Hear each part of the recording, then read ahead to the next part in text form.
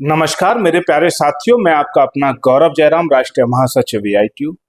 साथियों, अभी railway ALP का रिजल्ट आउट हुआ और उस रिजल्ट को लेकर के फाइनल रिजल्ट की जो मेरिट लगी है उसको लेकर के अलग अलग प्रकार की चीजें यूट्यूब के माध्यम से हमें प्राप्त हुई और बहुत सारे बच्चों ने हमसे संपर्क किया।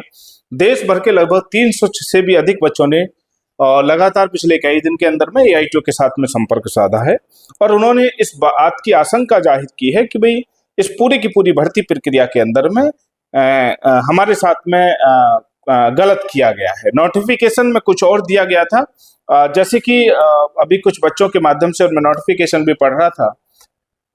उसमें जो स्टेज का जो सवाल किया गया है कि भाई हर स्टेज के हिसाब से जो है वो मेरिट लिस्ट आप लगाएंगे, उसको उसी हिसाब से कैलकुलेट करेंगे। लेकिन संभावना ये जताई जा रही है कि कॉमन फॉर्मेट कॉमन एक उससे जो है रेशो से उस जो नोटिफिकेशन में दिया गया था कि भाई हम लोग स्टेज के हिसाब से जो है ये कैलकुलेट करेंगे, उसके बाद में रिजल्ट आउट करेंगे, ऐसा नहीं किया गया है। और उसको एक कॉमन फॉर्मूला के माध्यम से ही जिन बच्चों का एग्जाम पहले हुआ था, जिन बच्चों का एग्जाम बाद में हुआ था, इन सब को मिला करके कुल मिला के एक ही मेरिट लगा दी गई है और एक ही फॉर्मूले के आधार पे ये पूरा का पूरा रिजल्ट आउट किया गया। तो इसमें बहुत सारे बच्चों ने जिन्होंने पहले एग्जाम दिया था उनका ये प्रॉब्लम है, उनका ये मानना है, उनका ये कहना है कि हम लोगों से 45 दिन बाद में बाकी लोगों का एग्जाम हुआ।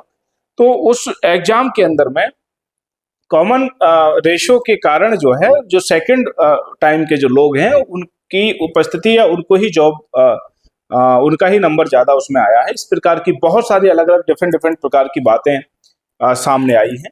तो इसमें मैंने अभी हाई कोर्ट के जो हमारे सुप्रीम कोर्ट के जो हमारे वकील साहब हैं, मैंने उनके साथ में संपर्क किया और इस पूरे के पूरे मामले में एक आरटीआई भी हम लगाई गई। उस आरटीआई का जवाब भी आया है, जो जवाब संदेहपूर्ण है और उस आरटीआई का जवाब आज ही आया है। और आज जो जवाब जब वो आया है तो वो पूरा का पूरा जवाब पूरा का पूरा संदेहपूर्ण है। और इसलिए हमको लगा, अभी तक मैंने इसलिए इस पर वीडियो नहीं बनाई थी कि हमारा रिसर्च चल रहा था, हम लोग बात कर रहे थे, लोगों से बातचीत कर रहे थे, क्या प्रॉब्लम है, क्या है, कैसे है। लेकिन अब कुछ आउटपुट ऐसे मिले हैं कि जिसके आधार पे ये मालूम होता है कि जिन बच्चों ने फर्स्ट टाइम पे एग्जाम दिया था उन बच्चों के साथ में गलत हुआ है। कुछ ना कुछ असमानता जो है दिखाई गई है। जैसे ग्रुप डी के अंदर में भी जो काम हुआ कि नोटिफिकेशन देने के बाद में क्वालिफिकेशन को चेंज कर दिया गया, जो बिल्कुल भी अलाउड नहीं है, लेकिन रेलवे ने फिर एक बार गलती कर दी है, ऐसा महसूस हो रहा है। और उम्मीद है कि जो गलती की है वो गलती दोबारा से दोहराई है और उसको लेकर के बच्चों के अलग अलग जगह से फोन आ रहे थे कि भाई हमको सर सुप्रीम कोर्ट जाना है, सर आप हम ये केस को एआईटीयू के माध्यम से सर आप आवाज उठाइए, हमारी मांग को उठाइए। तो मैं एआईटीयू के राष्ट्रीय महासचिव होने के नाते पूरे जिम्मेदारी के साथ में ये कहना चाहता हूं कि अगर एक भी बच्चे के साथ में गलत हुआ है तो रेलवे हो या कोई भी संस्था हो, उसके खिलाफ सड़क से लेकर के कोर्ट तक एआईटीयू लड़ेगा। और आपके एएलपी के इस मामले में भी मैं कल दिल्ली जा रहा हूं और वकील साहब से पूरी की पूरी विस्तृत जानकारी, विस्तृत बात करके, आप लोग अगर सहमत होंगे, आप लोगों की सहमति रहेगी, आप ये वीडियो देख लीजिए, अपने उन साथियों को शेयर कर दीजिए, उन लोगों तक भेज दीजिए कि जो इस समस्या से जूझ रहे हैं, जो इस समस्या से जुड़े हुए हैं। आप लोग कमेंट में बताइए कि भाई आपको इसमें आगे बढ़ना है, हमको आगे केस करके आपको अपनी सीट चाहिए, न्याय चाहिए, तो हम इसमें पूरी तरीके से आगे बढ़ करके आप लोगों का साथ देंगे। एक बात ध्यान रहे, एआईटीयू आईटीआई और टेक्निकल के लोगों से जुड़ा हुआ एक विस्तृत परिवार है और किसी भी परिवार के किसी भी साथी के साथ में अगर कुछ गलत होता है तो एआईटीयू उसमें स्टैंड लेता है, जैसा कि आप लोग पिछले कई साल से हमको देख रहे हैं। आज भी हम लोग उसी एनर्जी के साथ, उसी मानसिकता के साथ में आपके साथ खड़े हैं। केस करना है तो हम लोग दिल्ली कैट के अंदर में, दिल्ली हाई कोर्ट के अंदर में, दिल्ली सुप्रीम कोर्ट के अंदर में इसकी सुनवाई हम लोग कराएंगे। और डीवी जो इसमें होने वाला है, डीवी से पहले इसमें कुछ ना कुछ रिजल्ट ऐसा आ जाए कि जिससे कि जिन बच्चों के साथ अहित होने की संभावना हुई है उसका स्पष्टीकरण हो जाए और उनके साथ में अहित ना हो, उनको भी नौकरी पाने का अवसर जो है वो इस भर्ती के अंदर में मिल जाए। तो ये जरूरी बात मुझे आपको बतानी थी। आप लोगों को मैंने गूगल फॉर्म एक इसमें डिस्क्रिप्शन में डाल दिया है, जो बच्चे इस प्रॉब्लम से जूझ रहे हैं, जिन बच्चों ने एएलपी में जिनका नंबर नहीं आया है, जिनको लगता है कि भाई मुझे इस प्रॉब्लम की वजह से रेलवे में जो नोटिफिकेशन जारी किया था उसकी अवहेलना की है और उस अवहेलना की वजह से मेरा नंबर नहीं आया, आप गूगल फॉर्म भरिएगा और गूगल फॉर्म भरने के साथ साथ में हमारी टीम हम आपसे संपर्क करेंगे पूरी तरीके से।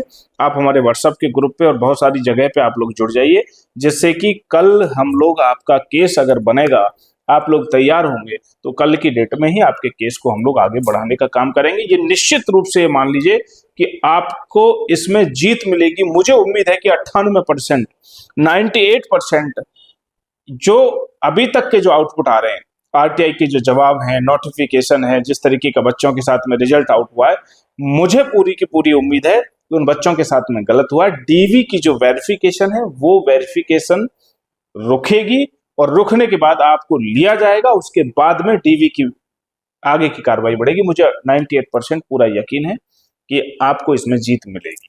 ठीक है, ठीक है प्यारे साथियों, यही मुझे बात आपको बतानी थी। बहुत सारे लोगों से मेरी बातचीत चल रही है, आप लोग भी संपर्क कर सकते हैं, आप मेरे कमेंट में लिख सकते हैं। हमारे mail ID AITO India dot इस पे जाकर के आप लोग या वेबसाइट पे जाकर के भी आप हमें बता सकते हैं, और हमारी मेल आईडी के माध्यम से भी AITOindia@gmail.com पे भी आप जाकर के हमें इसकी जानकारी दे सकते हैं और हमसे जुड़ सकते हैं। हम आपके साथ हैं, पूरी तरीके से आपके साथ हैं। तमाम टीचरों से भी मेरा निवेदन है कि जो लोग इस फील्ड से जुड़े हुए हैं बच्चों का साथ दें, और कोर्ट में इस मामले में बहुत ही बारीकी से हमारे वकील साहब बहुत लंबे समय से और काफ़ी वरिष्ठ वकील हैं, काफ़ी लंबा अनुभव है, और आप रेलवे ग्रुप डी में देख रहे हैं किस तरीके से हम लोगों ने केस को लड़ा है। तो उनके साथ मेरा पूरा डिस्कशन हुआ है। उन्होंने मुझसे कहा है कि अगर ऐसा है तो आप आइए दिल्ली कल और बैठ करके हम इसको केस फाइल करते हैं, और बच्चों को उनका अधिकार, उनका न्याय बच्चों के साथ में होना चाहिए, उनको उनके अधिकार हम लोग दिला करके रहेंगे। ठीक है, तो यही जानकारी मुझे आपको देनी थी साथियों। आप लोग जुड़े रहिएगा, आप लोग जुड़ जाइए। गौरव जयराम AITO इस चैनल के साथ में भी आप लोग जुड़ जाइए। आप लोगों की आवाज को उठाने का एकमात्र माध्यम पूरे देश के अंदर में अगर कोई है तो वो है AITO, अखिल भारतीय तकनीकी संगठन। ठीक है, आप लोग जुड़िए। ठीक है, मिलते हैं फिर आपसे।